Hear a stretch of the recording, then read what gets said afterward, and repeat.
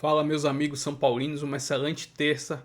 Estamos aqui trazendo mais um vídeo no canal, trazendo aí essas últimas informações do tricolor nessa preparação para encarar a equipe do Corinthians nesta quinta-feira pelo Brasileirão. Estou trazendo um corte com essas últimas informações de como o Crespo está tendo aí essa dor de cabeça para poder montar o time, porque Lucas já está praticamente descartado para o Clássico. Se inscreva no canal, deixa seu like, se quiser deixar a opinião de vocês aí nos comentários.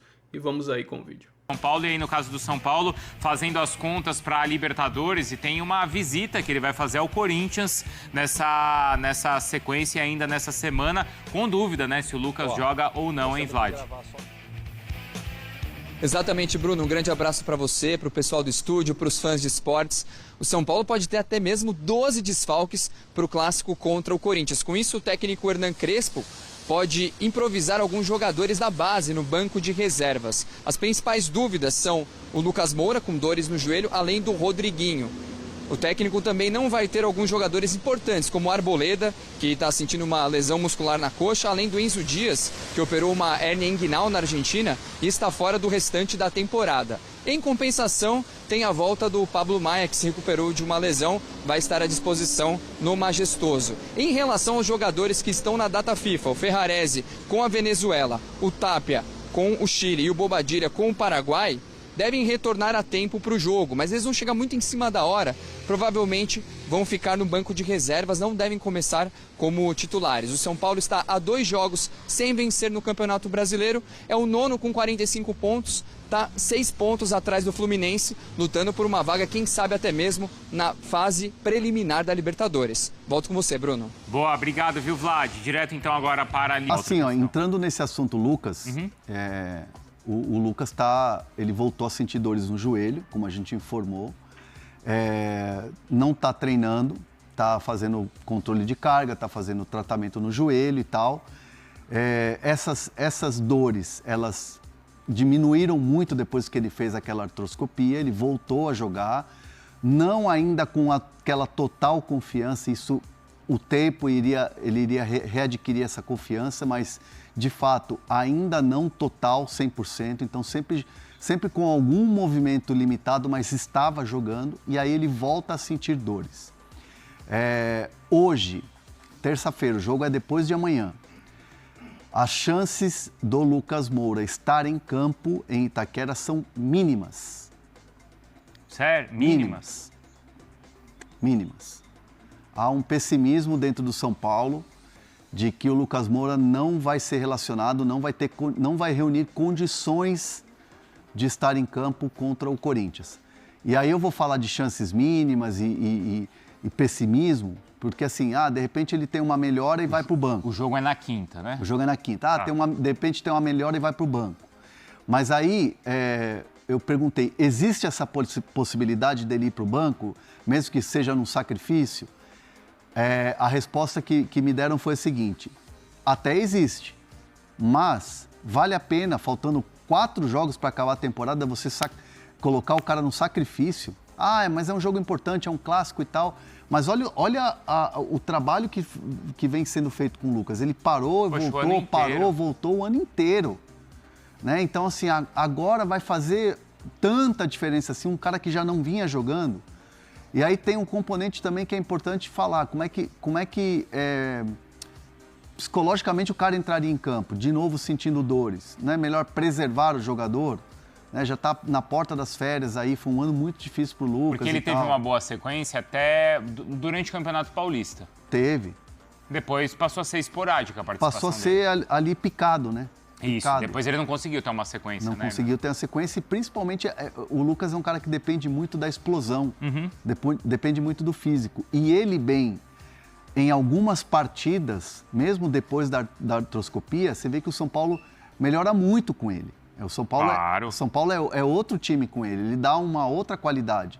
Mas existe uma questão física, uma questão clínica ali do joelho, que impede hoje ele de estar ao 100%. Então ele está sentindo essas dores e hoje, terça-feira, a informação que eu apurei agora de manhã é que as chances são mínimas dele estar no clássico contra o Corinthians. Eu tô vendo aqui que ele fez só 26 jogos no ano.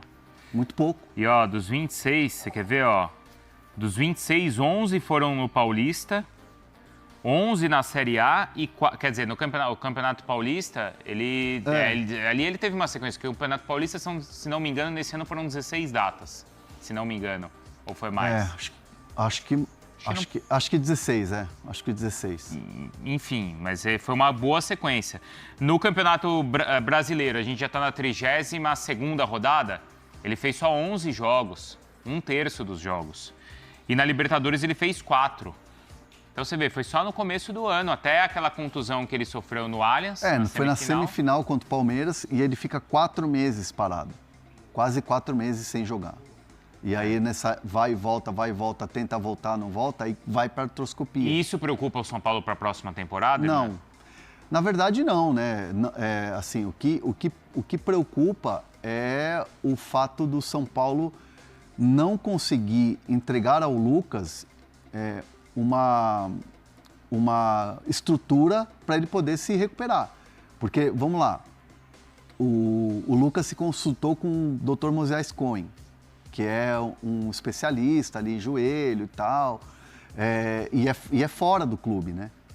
Ele buscou isso fora do clube. Claro que com o clube junto ali, não teve treta ali, né? Ele não foi sozinho falar, vou eu resolver isso aqui. Mas a questão estrutural do São Paulo hoje não oferece, né? Então, assim, você pega hoje as notícias, o São Paulo está montando lá uma estrutura nova, uma espécie de um ambulatório e tal, para você poder melhorar o DM. O São Paulo vai fazer uma grande reformulação, vai contratar pessoas não capacitadas, mas pessoas que tenham hoje um currículo diferente das pessoas que estão lá hoje, vai criar uma competição interna para que essas pessoas saiam um pouco da zona de conforto. Então, o São Paulo está no meio de uma reformulação, está no meio de uma crise financeira, no meio de uma crise esportiva, porque é um ano muito ruim, e tem uma crise também com os seus jogadores e o departamento médico.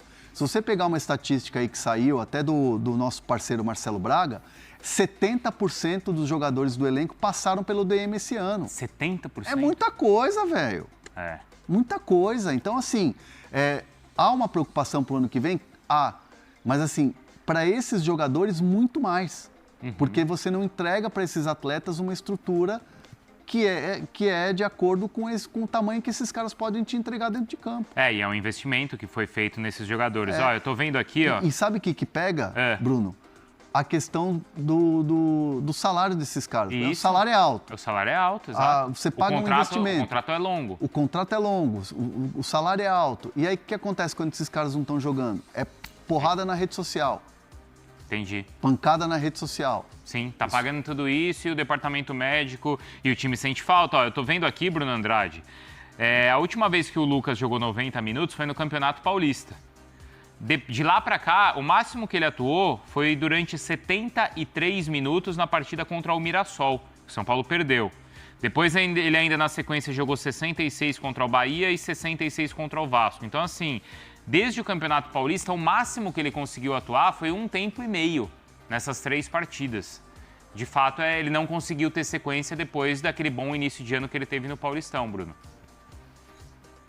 É muito pouco para o Lucas, é muito pouco para o São Paulo, um jogador que tem a liderança do Lucas, porque não é somente uma questão tática e técnica, é o poder de liderança, jogador criado no São Paulo, uma identificação animal brutal com o São Paulo, e depois é muito na linha daquilo que o Hernan tem dito frequentemente, do São Paulo pensar em rejuvenescer o plantel, o elenco para a próxima temporada. Porque infelizmente para eles, para os jogadores também, claro, mas infelizmente para o São Paulo como estrutura, comissão técnica, não dá para confiar 100% nos jogadores mais veteranos, nos jogadores mais experientes. Aconteceu o que aconteceu, infelizmente, com o Oscar, tem aí esses problemas frequentes do Lucas, enfim, não é fácil para o Crespo conseguir organizar e ter o melhor São Paulo. Depois a crítica é pesada. Quando o treinador não tem à disposição os seus principais jogadores, os seus principais líderes, não dá para cobrar só do treinador. Tem que cobrar também dos jogadores, evidentemente, e consequentemente do departamento médico. Estão perguntando do Marcos Antônio. Se ele joga, você sabe, Hernan? O Marcos Antônio... Deixa eu ver quem perguntou aqui, ó. Merengues. A expectativa é que ele... de uma recuperação dele, né? Tá. Não só dele, do Crespo ter ele à disposição, mas principalmente também dos jogadores que estão ali convocados, né? Ferrarese, Bobadilha e Tapia. Porque o São Paulo está montando também uma estratégia para esses caras chegarem para o jogo de quinta-feira. Então, o São Paulo não é uma novidade passar por esses períodos de seca. Um time tão vitorioso, tricampeão mundial, que foi tricampeão brasileiro de forma consecutiva e que realmente passa. E passa muito por essa entrevista que a gente viu do Casares também, né?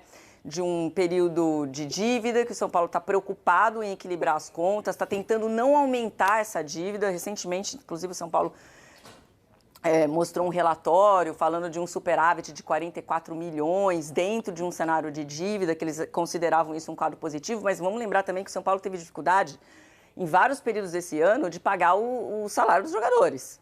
Então passava 3 meses atrasado, quando estava no limite ali né, do jogador poder entrar num processo trabalhista, ir para a FIFA, o São Paulo ia lá e pagava. Segundo o São Paulo, é até um acordo que eles têm com muitos desses jogadores. Ó, a gente atrasa meio que de propósito para ter um fluxo de caixa, mas a gente vai sempre pagar no limite, está tudo bem.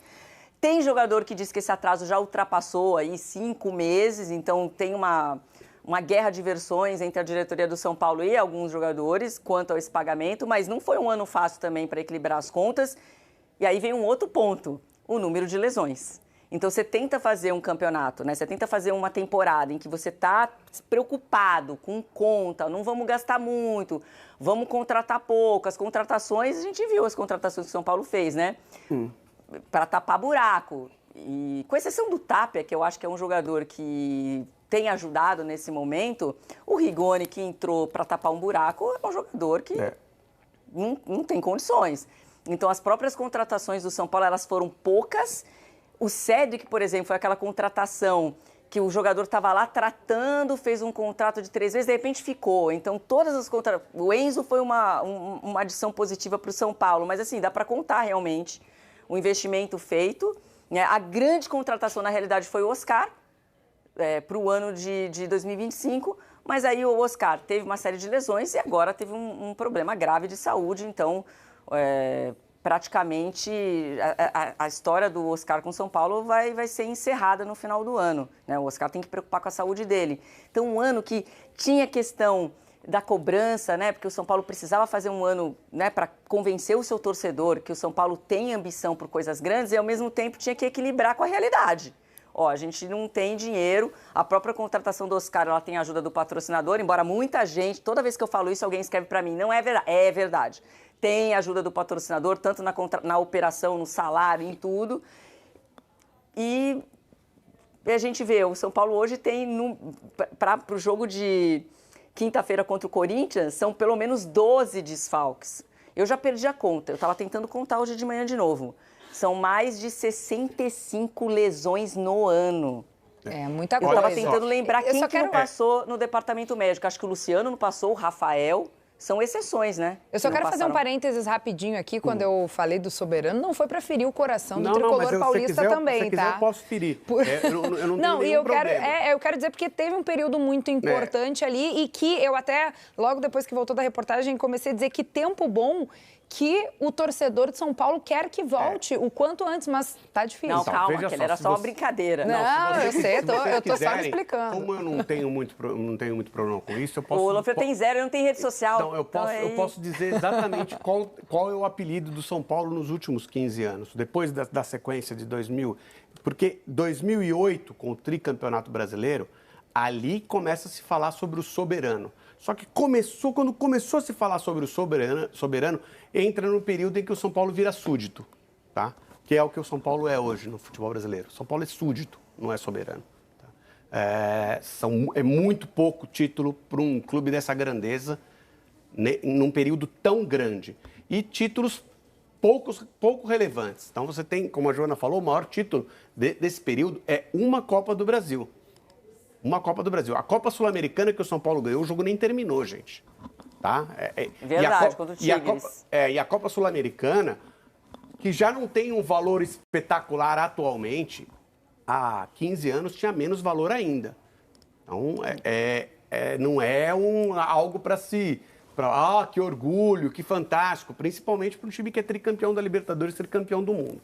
E acho que nos últimos tempos, aí eu vou pegar esse ponto que a Joana deixou, das lesões atuais, que não são atuais, se você pegar a temporada passada, o São Paulo já teve essa dificuldade, se pegar a anterior, já teve, só foi crescendo, mas já tem um período que o São Paulo tem dificuldade em manter os seus jogadores em boas condições de trabalho. Por quê? Porque o ambiente vai se deteriorando. Quando você começa a ficar endividado, quando você começa a ter problemas de investimento dentro do clube, aquilo que era referência, o São Paulo sempre foi referência, era referência em fisiologia, era referência em fisioterapia, era referência em preparação física. Por quê? Porque tinha os melhores equipamentos e os melhores profissionais. A partir do momento que você deixa de fazer investimentos nessa área, não é no outro ano que isso vai dar impacto, tá? Mas vai passando o tempo e a situação vai ficar diferente. Então, vários clubes... O CT do São Paulo... Houve um tempo em que o São Paulo... Depois o Palmeiras teve o CT do ladinho ali. Mas houve um tempo que você falava em CT no Brasil... Se falava de São Paulo.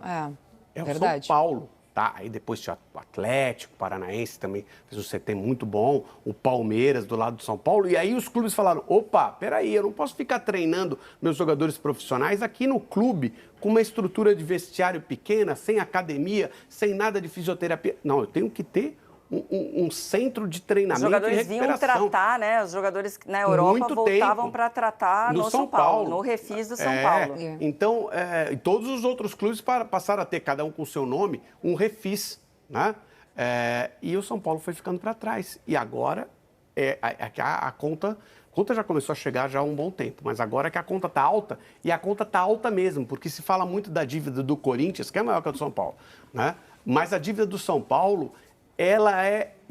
o São Paulo consegue girar muito dinheiro, mas, obviamente, o Corinthians consegue girar mais dinheiro do que o São Paulo, né? A dívida do Corinthians é maior. Mas a dívida do São Paulo pode criar um impacto muito grande para os próximos anos também. A gente está falando... Ontem a gente estava falando, né, um pouco de vergonha que deve dar para São Paulo, Santos e Corinthians terminarem o campeonato e perceberem que Mirassol e Bragantino estão na Libertadores. Estão à frente. Deixa eu mostrar para vocês, então, a tabela de classificação do Campeonato Brasileiro, para a gente entender como chegam São Paulo e Corinthians para esse duelo, um clássico que teremos na rodada do Campeonato Brasileiro. Olha ali, ó, primeira página da tabela, a gente tem o São Paulo em nono com 45 pontos, ainda brigando por Libertadores. Eles não se encontram na classificação, mas se você olhar, eles se encontram na classificação. É porque a diferença de pontos é pequena, né? São 3 pontos de diferença. Se eu não me engano, o Corinthians também tem 11 vitórias, tá? Isso então, aí.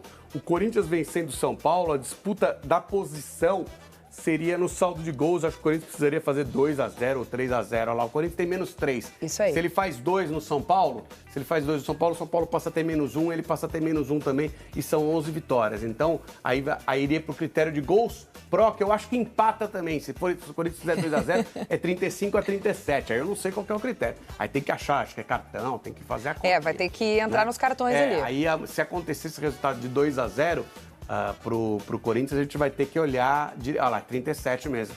Assim, os dois estão brigando por Libertadores em alguma medida. O Corinthians menos. Tá? Mas para quem é mais obrigação? Não, veja. É pro São Paulo nesse momento? Não, acho que mais ou menos, é pro São Paulo, porque no caso do Corinthians tem a chance na Copa do Brasil ainda. Exatamente. Tem o Corinthians está em outro por campeonato. Outra via. O Corinthians está em outro campeonato e o Corinthians, ainda que tenha 3 pontos de diferença do São Paulo, o Corinthians tem 9 pontos de diferença do Fluminense, que é onde você está olhando, que é o 7º lugar. E o São Paulo tem 6. Então, olha lá, 9 pontos de diferença para o Fluminense, em 15 pontos para disputar. Esquece, o Corinthians não vai ser 7º colocado. Se o Corinthians for 8º colocado, que eu acho que tem que ser esse o objetivo do Corinthians na competição... E vou trazer aqui agora mais algumas informações aí do Corinthians, que é o adversário do São Paulo nesta quinta-feira pelo Campeonato Brasileiro. O jogo será disputado lá na Neoquímica Arena. Estou trazendo aqui a classificação do Brasileirão. O São Paulo é o 9º colocado do campeonato, 33 jogos, somou 45 pontos. Já o Corinthians, 13º colocado, 33 jogos, 42 pontos. O São Paulo está ali ainda, quem sabe visando uma 8ª vaga para a Libertadores do ano que vem, já que a distância para o Fluminense neste momento é de 6 pontos. E aí teria que contar, torcer para tropeços do Fluminense e o São Paulo fazer a sua parte nessa reta final para ficar ali no G7. Estou trazendo um recorte aqui dos últimos 5 jogos da equipe do Corinthians no Campeonato Brasileiro. São 3 vitórias e 2 derrotas. Essas 2 derrotas foram nos últimos 2 jogos, inclusive o último jogo na Neoquímica Arena, dentro da sua casa, foram derrotados pela equipe do Ceará pelo placar de 1-0. Estou trazendo aqui agora um recorte dos últimos 5 jogos entre São Paulo e Corinthians, e aí está misturado o Brasileirão e o Campeonato Paulista. São 4 vitórias para o São Paulo e 1 empate, ou seja, o Corinthians vem sendo freguês recentemente do São Paulo. Então, existe uma possibilidade sim do São Paulo conseguir um bom resultado lá, porque eles também estão pressionados por 2 derrotas consecutivas, e o São Paulo tem um problema também que é muito mais claro e evidente, esses inúmeros desfalques, e principalmente nessa reta final de temporada, como tem problemas no tricolor. Mas vamos ver como o Crespo aí vai montar esse time para ver se consegue trazer esses 3 pontos e quem sabe terminar ali o campeonato na melhor colocação possível. Se inscreva no canal, deixa seu like, se quiser deixar a opinião de vocês aí nos comentários e até o próximo vídeo. Valeu, São Paulo!